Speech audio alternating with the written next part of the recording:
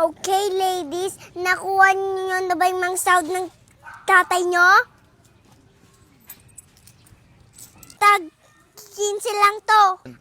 Ako, 40 lang ako. Tuloy ang plano. Kunin niyo na mga sahod ng tatay nyo. Sige na, kunin niyo na mga sahod ng tatay nyo.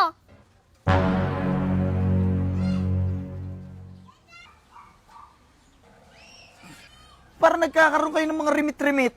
Pahingin mo ng sahod para magdagdagan to. Nang papaluwagan kami. Dali na, may paluwagan ka pang nalalaman. Ang bata-bata mo pa, may paluwagan na kayo? Siyempre. Ano ba? Bakit may paluwagan kayo? Magkano nakubra mo? Naka-70 ka na. O, pwede na yan. Naka-70 ka na. O. Gusto ko pa kasi dagdagan. Marami pa kami bibilin sa luwagan namin. May paluwagan kayo, no? O, sige na. Ikaw, sahod mo, di ba? So, akin yung sahod mo. Wala akong nakuha sahod eh. Sandali na ba? Yun sakto, may tinatago ah. Galing sakto, may tinatago. Sandali lang. Uy, akin yan ah. Kinukuha mo, panginom ko na lang to eh.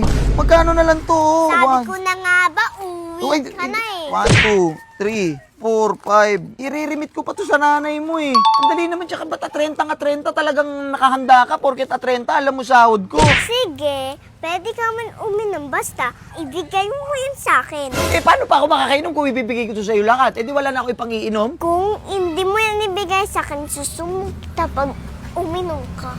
Eh, paano ko, pag binigay ko to sa'yo, wala na akong ipangaambag sa inuman, hindi rin ako makakainom. O, sino na lang magpapainom? Eh di si Balong. Eh, kahit kailan, hindi naman nag-ambag yun eh. Ano mapapala mo ron? Ikaw naman, ang aga mo, nakaabang ka na talaga, nakarimit ka, may paluwagan ka pa. Siyempre. O, ayan, 300. Hindi, akin na yung lahat para kay Mami. May 300 ka na, gusto mo pa lahat? Siyempre.